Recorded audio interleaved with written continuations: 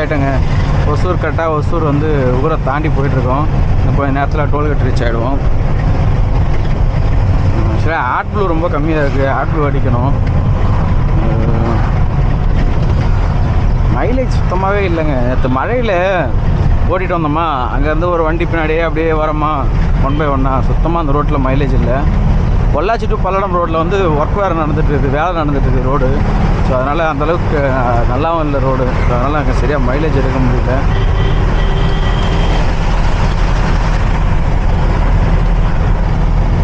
வழியே விட்றா. ஏய்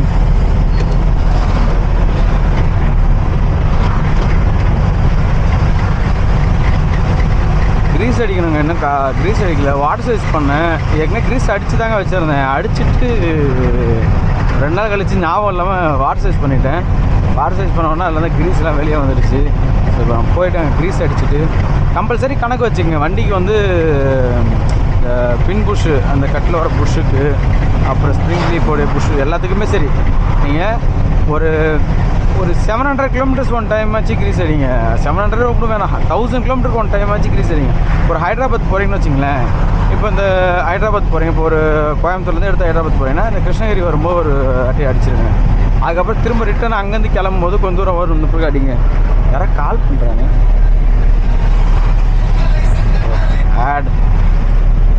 ஆட் கால்ஸ். ஸோ அதை விட்டுருங்க. அப்போ அங்கேருந்து கிளம்பும் போது நீங்கள் ஒரு அதாவது ஒரு 1000 கிலோமீட்டர் கணக்கு வச்சிங்க. ஒரு 1000 கிலோமீட்டருக்கு ஒன்ஸ் வந்து கம்பல்சரியாச்சு க்ரீஸ் அடிங்க. அதுக்கு முன்னாடிலாம் வந்து அந்தளவுக்கு வந்து க்ரீஸ் அந்தளவுக்கு ஸ்ட்ராங்காக இருக்காது. உள்ள இருக்கிற ஸ்பின் புஷ்லாம் அந்தளவுக்கு ஸ்ட்ராங்காக இருக்காது. ஸோ அப்போலாம் வந்து பார்த்தீங்கன்னா ஒரு ஜாயிண்ட்டுக்கெலாம் க்ரீஸ் அடிக்கணும். இப்போ ஜாயிண்ட்டுக்கு க்ரீஸே கிடையாது வச்சுங்களேன். ஜாயிண்ட் வந்து யூஸ் அண்ட் த்ரோ மாதிரி ஒன்று இப்போ இன்றைக்கி நிலைமைக்கு அவ்வளோ சீட்டில் போகாது. போயிடுச்சுன்னா அதை தூக்கி இடையே போட்டுற வேண்டியதான். ஸோ அதுக்கு முன்னாடி ஜாயிண்ட்டுக்கெலாம் க்ரீஸ் அடிப்போம். இப்போ சில வண்டிகளில் இருக்குது. ஜாயிண்ட்டுக்கு வந்து க்ரீஸ் அடிக்குது. ஒரு 300 கிலோமீட்டர்ஸ் ஒன் டைம் அடிச்சுட்டே வரணும். இல்லை பிடிக்கும். இப்போ இந்த பழைய லாரி லைலாண்ட்லாம் பார்த்தீங்கன்னா பிடிக்கும், மில்லிங் பிடிக்கும். ஸோ அதனால் அதுக்கு வந்து க்ரீஸ் அடிச்சுட்டே இருப்பாங்க. அந்த போல் இப்போ வந்து ஜாயிண்ட்லாம் இல்லை. ஜாயிண்ட் இல்லாதனால நம்ம பின் புஷ் மட்டும் தான் அடிக்கிறோம். 1000 கிலோமீட்டருக்கு ஒன் டைம் அடித்தா கூட ஓகே தான், சரிங்களா?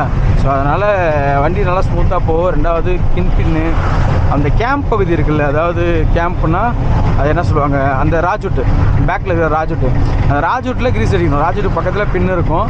ஸோ அதில் வந்து கம்பல்சரி க்ரீஸ் அடிக்கணும். ஏன்னா அதுதான் வந்து அதை கரெக்டாக ரிலீஸ் பண்ணி திரும்ப ரிட்டர்ன் கொண்டு வரும். ஸோ அந்த இடம், அப்புறம் வீலுடைய அந்த பகுதிகளில், அதுக்கப்புறம் ஃப்ரண்ட் வீலில் யோகு, அப்புறம் இந்த மில்லிங் யோகு இருக்கும், இந்த ஸ்டேரிங் யோகு இருக்கும். அந்த இடத்துல க்ரீஸ் அடிக்கும். இதுக்கு ஒரு மில்லிங் இருக்கும். இந்த ஸ்டேரிங்க்கும் அதுக்கு சென்டரில் ஒரு மில்லிங் இருக்கும். அந்த மில்லிங்கு க்ரீஸ் வர மாதிரி அந்த யோகில் அடிக்கணும். ரெண்டாவது அந்த ஃப்ரண்ட்டில் இருக்க அந்த இன்பினுக்கு. ஸோ இதெல்லாம் வந்து க்ரீஸ் அடிக்கணும். ரெண்டாவது ஒரு விஷயம், ஒரு 10,000 கிலோமீட்டர் ஒன்ஸ் ஆச்சு டயரை வந்து மாற்றி போட்டுருங்க, ப்ளஸ் பவுட்ரு போட்டுருங்க. 10,000 to 15,000 கிலோமீட்டருக்குள்ளே பவுட்ரு போடுங்க. வெயில் டைமாக இருந்தால் 10,000 கிலோமீட்டர்லேயே போடலாம். மழை டைமாக இருந்தால் ஒரு 5,000 கிலோமீட்டரில் போடலாம். ஒன்றும் தப்பு கிடையாது. அந்தளவுக்கு ஒன்றும் ஹீட் ஆக போகிறதில்ல. ஏன்னா ஃப்ளாப்பு டியூப்லாம் ஒட்டிக்கும். ஒட்டிக்கிச்சின்னு வச்சிங்களேன், ஹீட்டில் பிரிக்கும் போது எல்லாமே வீணாகிடும். சரி, அப்போ உங்களுக்கு மறுபடியும் நீங்கள் ரீப்ளேஸ் பண்ணுற மாதிரியே இருக்கும். நிறைய செலவுகள் இருக்கும். அதனால் அந்த ஃப்ளாப் டியூப்லாம் வந்து கரெக்டாக வந்து மெயின்டைன் பண்ணிக்கங்க. அதனால் பவுட்ரு போடுறது வந்து அப்பப்போ கரெக்டாக ஒரு 5,000 கிலோமீட்டர் ஒரு வாட்டி பவுட்ரு போட்டுருங்க. 10,000 கிலோமீட்டர் ஒரு வாட்டி வந்து அலைன்மெண்ட் செக் பண்ணிங்க. எப்படின்னா, நீங்கள் அலைன்மெண்ட் ஒன்ஸ் செக் பண்ணிட்டீங்கன்னா 1 மந்த்துக்குள்ளே இன்னொரு வாட்டி ஃப்ரீயாக செக் பண்ணிக்கலாம் இல்லையா? அதுக்கு ஃப்ரீ இருக்குது. ஸோ அதனால் நீங்கள் ஒரு வாட்டி செக் பண்ணிவிட்டு அந்த 1 மந்த்து முடியறதுக்குள்ளே ஒரு வாட்டி வந்து ஃப்ரீயாக செக் பண்ணிக்கங்க. கரெக்டாக இருக்கும். அதேமாதிரி நல்ல அலைன்மெண்ட்டாக செக் பண்ணுங்கள். இந்த மேனடேக் வந்து பெருசாக அது வந்து நல்லா இருக்கிற மாதிரியே தெரியல. நான்லாம் மேனடேக்கில் தான் பண்ணிகிட்டு இருந்தேன். அவ்வளோ ஒன்றும் மேனடேக் வந்து பெருசாக நல்லா இருக்கிற மாதிரிலாம் இல்லை. அது கரெக்டாக ஒன்றும் பண்ண மாட்டேங்கிறாங்க. அங்கே இருக்கிற பசங்க எல்லாமே ஐடிஐ முடிச்சுட்டு இப்போ வரவங்க, கற்றுக்கிறவங்க. ஸோ அவங்கள வச்சு தான் பண்ணுறாங்க. எக்ஸ்பீரியன்ஸ் பர்சன் இருக்காங்க, அவங்களாம் வெளியிலையும் போயிடுறாங்க. எக்ஸ்பீரியன்ஸ் பர்சன்லாம் எல்லோரும் வெளியில் கூப்பிட்டு போயிடுறாங்க. இருந்தாலுமே அந்த பண்ணுறது தப்புன்னு சொல்ல, நல்ல இடமா பார்த்து பண்ணிக்கங்களேன். இப்போ நானாக வந்து எங்கே பண்ணுறதே தெரியாமல் அலைஞ்சு திரிஞ்சு ஏதோ ஒரு இடத்துல பண்ணிகிட்ருக்கோம். சரியா, நம்ம இப்போ பொள்ளாச்சி நம்ம கோயம்புத்தூர் ஒருத்தர்கிட்ட பண்ணிகிட்ருக்கோம். அந்த டாட்டா ஷோரூம் இருக்கும், அங்கேயே ஒன்று இருக்குது, அங்கே பண்ணுறோம். அங்கே ஓரளவுக்கு கரெக்டாக சொல்கிறோம். அப்படி அந்த இடத்துல நீங்கள் செக் பண்ணும்போது தெரிஞ்சிடும், அந்த கின்பின் ஷேக் இருக்கான்னு தெரிஞ்சிடும். இந்த கின்பின் ஷேக்லாம் இருந்தால் டயர் மானங்கடியமாக அடிக்கும். அது இந்த பக்கம் அடிக்கும், அந்த பக்கம் அடிக்கும், அப்படி அடிக்கும், இப்படி அடிக்கும். ஸோ ரெண்டாவது ஸ்டேரிங்கில் நிறைய வந்து ஒரு வாப்லிங் இருந்துக்கிட்டே இருக்கும். ஸோ அதனால் கின்பின் ஷேக் இருந்தால் பாருங்க. எங்கள் டோல்கேட் வந்தாச்சு, டோல்கேட் பாஸ் பண்ணிக்கிறேன். ஓப்பன் ஆயிடுறா, ஓப்பன் ஆக மாட்டேங்குது. ஆகிட்ட அப்படி ரைட்டு, ஓகே பாய் சொல்லிட்டு கிளம்பிடும். இப்போ அந்த கின்பின்ல வந்து ஷேக் இருந்ததுன்னா டயர் வந்து மானவாரியாக அடிக்கும் சரிங்களா, கரெக்டாக அடிக்க இது இருக்காது. ரெண்டாவது ஸ்டேரிங்கில் நல்ல ஒரு ஷேக்கிங் தெரியும். ஸோ அந்த மாதிரி கின்பின் ஷேக்லாம் இருக்கிற மாதிரி இருந்தால் வாரண்டியில் இருந்ததுன்னா அங்கேயே கிளைம் பண்ணுங்க, இல்லைன்னா வண்டியை ரெடி பண்ணிவிடுங்க. அவ்வளோதான். வாரண்டியில் இல்லைன்னும் போது முடிஞ்ச அளவு 1 இயருக்குள்ளே என்ன பிரச்சனை இருந்தாலுமே வாரண்டியில் கிளைம் ஆகிடுங்க, வண்டி புது வண்டியாக இருந்ததுன்னா. ஸோ 1 இயருக்குள்ளே என்ன பிரச்சனை இருந்தாலும் அதை பாருங்கள், அது என்ன பிரச்சனை இருந்தாலும் முடிச்சிட பாருங்கள் அங்கேயே. ஏன்னா வாரண்டிலே வேலை முடிஞ்சிடும் சரிங்களா. அதுக்கப்புறம் ஒரு 2 இயர்ஸ் சில வாரண்டிஸ்லாம் இருக்கும். இப்போ இந்த நம்ம சொன்னோம்ல இந்த மாதிரி ஸ்பேர்லாம், இப்போ இந்த வந்து அந்த ட்ரையர் போயிடுச்சு அப்படின்னு, இந்த ட்ரையருக்குலாம் 2 வருஷம் வாரண்ட்டி இருக்குது. ஸோ அந்த மாதிரி 2 வருஷம் 2 இயர்ஸ் வாரண்ட்டி இருக்கிறதுலாம் பிரச்சனை கிடையாது. அது ஒரு 1.5 இயர்ஸ்க்கு அப்புறம் இந்த வேலையெல்லாம் பார்த்துருங்க சரிங்களா. அப்பப்போ பஸ்ஸு தாங்க வர மாதிரி போகுதுப்பா. அப்போது அந்த மாதிரி விஷயங்கள்லாம் அப்பப்போ முடிச்சிருங்க சரிங்களா. இப்போ நம்ம போய் கிரீஸ் அடிப்போம், கிரீஸ் அடிச்சுட்டு அப்படியே கிளம்புவோம் சரிங்களா. இன்னுமே போக வேண்டிய தூரம் நிறைய இருக்குது. இது வந்து இளநீ வந்து டைமிங்கானு கேட்டாங்க. இளநீ வந்து டைமிங் தாங்க. எப்படின்னா இப்போ இன்றைக்கி விடுறாங்கன்னு வச்சுக்கோங்க, இன்றைக்கி நைட்டு விடுறாங்கன்னா நாளைக்கு நைட்டு உள்ளே போயிடணும். பார்ட்டியை பொறுத்து டைமிங் மாறும். அதாவது லக்ஷு தெரிஞ்சவன் தான், ராமன் தெரிஞ்ச பையன் தான் போட்டிருக்கான். அது லக்ஷு வண்டி அவன் தெரிஞ்சவன் தான், ராமன் ஓனர் பேர். அவன் வந்து அவங்க ராமன் தான் ஓட்டிகிட்டு போயிட்டுருக்கான். சரி ரைட்டுங்க. இப்போ நம்ம வந்து இளநீ வந்து டைமிங்கானு கேட்டால் ஆமாங்க. அது எப்படின்னாக்கா இப்போ வந்து 24 ஹவர்ஸ் டைம் இருக்கும். இப்போ நீங்கள் நைட்டு ஒரு 8 மணிக்கு வராங்கன்னு வச்சுங்க, அடுத்த நாள் 8 மணிக்கு போகணும்ல, நோ என்ட்ரி முடிஞ்ச பிறகு போகலாம். அடுத்த நாள் நைட்டு நோ என்ட்ரி ஒரு 11 மணிக்கு 12 மணிக்கு முடிஞ்சதுக்கப்புறம் வர சொல்லுவாங்க. 11 மணிக்கு 12 மணிக்கு அப்படி வர சொல்லுவாங்க வச்சுங்களேன். பார்ட்டியை பொறுத்து மாறும். சில பார்ட்டிஸ் வந்து 4 மணிக்கு வர சொல்லுவான். 4 மணிக்கு வர சொன்னால் ஒரு 3 ஹவர்ஸில் இறக்கி விட்டுருவான். சில பேர் 11 மணிக்கு வர சொல்லி நைட்டு ஃபுல்லாக வச்சு இறக்குவாங்க. அதெல்லாம் சொல்ல முடியாதுங்க. ஸோ பார்ட்டியை பொறுத்து தான் மாறும். அது எல்லாத்துக்கும் தயாராக இருந்துக்கணும். ஸோ டைமிங் ஓட்டணும் போது மழை வெயில் எதுவுமே பார்க்க முடியாது. இளநீர் மட்டும் இல்லைங்க, எல்லா காய்கறி இதை விட ரொம்ப டைமிங்லாம் இந்த பட்டாணிலாம் ரொம்ப டைமிங் இருக்கும் சரிங்களா. பட்டாணியில் 28 ஹவர்ஸ் தான் டைமிங்கு. அதே மாதிரி ஒரு கிரேப்ஸ் போனோன்னா கல்கட்டாவுக்கு 72 ஹவர்ஸ் தான் டைமிங். ஸோ இந்த மாதிரி நிறைய டைமிங்ஸ் இருக்குது. அந்த டைமிங்ஸ் வச்சு தான் நிறைய ஓட்டுறாங்க. சில பேர் நம்ம திட்டுவோம்ல, வேகமாக போகிற ஏன்டா அப்படி ஓட்டுறீங்க அப்படின்னு திட்டுவோம். அது அவங்க ஓட்டணுன்றதுக்காக இல்லை, அவ்வளோதான் டைமிங். அது போனால் தான் அவன் சம்பாதிக்க முடியும், வேறு வழி இல்லை. அதனால் இந்த பற்றியில் கிருஷ்ணகிரியில் நிறைய இடங்கள் போல் இருக்கும் தேவையான பொருட்கள் வாங்குறது. இது எல்லாமே பார்த்தீங்கன்னா எல்லா மளிகை ஜாமானும் கிடைக்கும், எல்லா இடமும் கிடைக்கும், நமக்கு தேவையான பொருள் கிடைக்கும். அத்தனை பேரும் கொள்ளைக்காரனை தான் சரியா. ஸோ நீங்கள் ஏதாவது மளிகை ஜாமான் வாங்கணும், பொருட்கள் வாங்கணும்னா ஊர்லேருந்து கிளம்பும் போது அண்ணாச்சி மளிகை கடையோ நம்ம ஊர் பக்கத்தில் இருக்கிற மளிகை கடையோ பார்த்து வாங்கிங்க. இவங்ககிட்ட வந்தீங்க இந்த வண்டியை விற்று தான் அவங்ககிட்ட மளிகை ஜாமான் வாங்குற மாதிரி இருக்கும். அப்படி போட்டு தாளிச்சிடுவாங்க. ஸோ முடிஞ்ச அளவு பார்த்துக்குங்க. இந்த இடங்கள் வேண்டாம். நீங்கள் ஊர்லேருந்து கிளம்பும் போதே, நம்ம வண்டி ட்ரிப்பு கிளம்பும் போது அங்கேயே நம்ம ஊரில் இருக்கிற மாதிரி ஒரு அண்ணாச்சி கடையோ ஏதோ ஒரு கடையை பார்த்து அங்கேயே மளிகை ஜாமான் வாங்கிக்கோங்க. கேஸ் ஃபில் பண்ணிக்கோங்க. கேஸ் மட்டும் கிடைக்காது, வழியில் கூட ஃபில் பண்ணிக்கலாம், ஒன்றும் பிரச்சனை இல்லை. ஸோ அதெல்லாம் பண்ணிக்கோங்க. சமைச்சு சாப்பிடுங்க. ஹோட்டலில் சாப்பிட்றது கொஞ்சம் கம்மி பண்ணிக்கலாம். ஏன்னா உடம்புக்கு ஆரோக்கியமான விஷயம் கிடையாது. ஏன்னா நீ மட்டும் எவ்வளோ சாப்பிட்றேன்னு கேட்டால் நான் ஹோட்டலில் தான் சாப்பிட்றேன். இப்போதைக்கு கொஞ்சம் கேஸ் பிரச்சனையாக இருக்குது. அதனால் ஒரு 1 மந்த்தாக நான் ஹோட்டலில் தான் சாப்பிட்டுட்ருக்கேன். ஸோ அதை மாற்றணுங்க, எல்லாம் சரி பண்ணணும் கொஞ்சம். ரெண்டாவது நம்ம இன்னுமே லைனுக்கு போகல. லாஸ்ட்டாக லைனுக்கு நம்ம எப்போ போனோம்னா ஹரித்வார் ஒரு ட்ரிப் போய் வந்தேங்க. ஆனால் நான் எந்த விளாக்கும் பண்ணலை.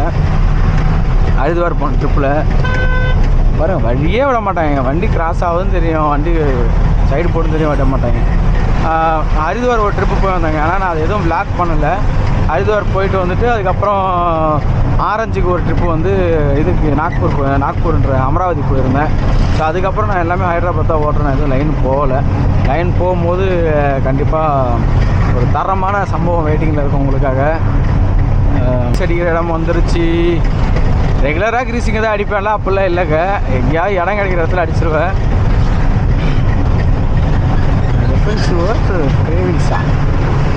பர்கர் கிங்கு ரெகுலராக அடிக்கிற இடம்லாம் ஒன்றும் இல்லைங்க. ஏதாவது ஒரு இடத்துல கிடைக்கிறதுக்கு கிரீஸ் அடிச்சிடுவேன். இந்த மேட்டில் ஒரு இடம் இருக்கும், அங்கேயே அடிச்சுட்டு போயிடுவோம்.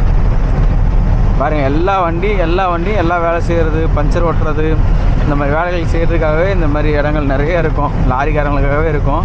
ஆனால் இந்த மாதிரி மளிகை கடைங்க ரேட் அதிகமாக இருக்குதுங்க இங்கே. அந்த ரேட் இருக்கிறதுனால தான் வேண்டான்னு சொல்கிறேன். தவிர்த்து மற்றபடி உங்களுக்கு வெளில வாங்காமல் மாட்டீங்கன்னா தாராளமாக நீங்கள் வாங்கிக்கிங்க. ஆனால் முடிஞ்ச அளவு ஊர்லேயே வாங்கிட்டு வரது வந்து உங்களுக்கு அந்த கம்மி பண்ணோம் நமக்கு செலவுகளை. அதோட பையன் இருக்கிறான், அந்த பையன் அடிச்சுட்டு போவோம். போன வாட்டி அங்கே தான் அடித்தேன், இந்த வாட்டி அவன் வாட்டி அடிப்போம். அவனை வண்டி எடுத்துட்டான், சரி கரெக்டாக இருக்கும் போகிறதுக்கு. ஜிபே தான் பண்ணணுமோ? கேஷ் இல்லாமல் தொல்லையாக இருக்குதுங்க. இப்போலாம் கேஷே வாங்குறது இல்லையா, எங்கேயுமே கேஷே இருக்குது இல்லையா. அப்பா இல்லை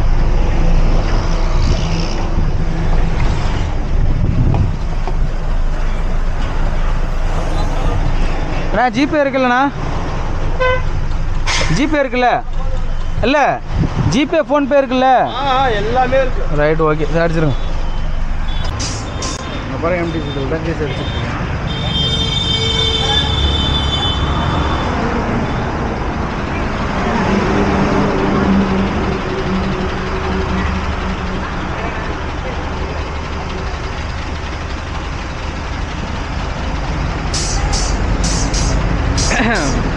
இதாங்க நம்ம வண்டி KA02. இப்போ இதான் வந்து நான் ஓட்டிகிட்டு இருக்குது கரண்ட்டில். இந்த மாதிரி கிரீஸ்லாம் அடிச்சுட்டு ரோடெலாம் கட்டிட்டு இப்போ தான் வண்டி காமிக்கிறேன்னு நினைக்கிறேன். ரைட்டாங்க ஒரு வண்டி வருது. வாய்ஸ் ஹலோ எம்டிஸ், இங்கே பாருங்கள் ஒரு வண்டி வந்து இந்த டயர் வந்து பஞ்சர் ஆக்சுவலாக செக் பண்ணி பார்க்கும்போது தெரியுது. இந்த ஜாக்கி வச்சு பையன் கழட்டிகிட்டு இருக்கான். கழட்டுறா தம்பி, தரமாக வேலை செய்கிறாங்களேப்பா. எனக்கே தெரியலங்க இது பஞ்சர்ன்றது தெரியல. கொஞ்சம் ஏர் கம்மியாக இருந்தது. அதான் தட்டி பார்த்து செக் பண்ணி பார்த்தா 70 பாயிண்ட் தான் இருக்குது. 70 பாயிண்ட்டுன்னும் போது ரொம்ப கம்மியாக இருக்கும், பஞ்சராக இருக்கும். இல்லை இது தான் செக் பண்ணி பார்க்குறதுக்காக இருக்கும். இருங்க மவுத்தில் செக் பண்ணி பார்க்குறேன். பாரு அந்த மவுத்தில் தான் ஏர் லீக் ஆகிட்டு இருந்தது. அதனால் மவுத்தில் முதல்ல என்ன பண்ணுறோம், ஏர் ஏற்றிட்டு அதுக்கப்புறம் இறங்க செக் பண்ணுறோம். 150 பாயிண்ட் வச்சு திரும்ப இறங்க.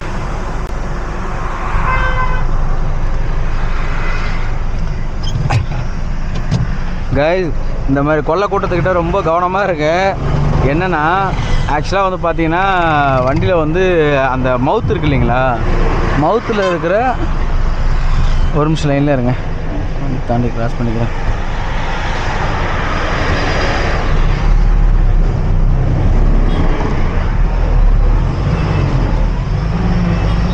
எம்டிஸ் என்னென்னா இங்கே வந்து கிரீஸ் அடித்தாச்சு. சாரி, போன வாட்டி இங்கே தான் அடித்தேன் நான். இவன் நல்லா தான் அடிச்சு கொடுத்தான் அந்த பையன். நான் போன வாட்டி அங்கே, ஆமாம் போன வாட்டி அங்கே அடித்தேன், முன்னாடி இங்கே அடித்தேன்னு நினைக்கிறேன்.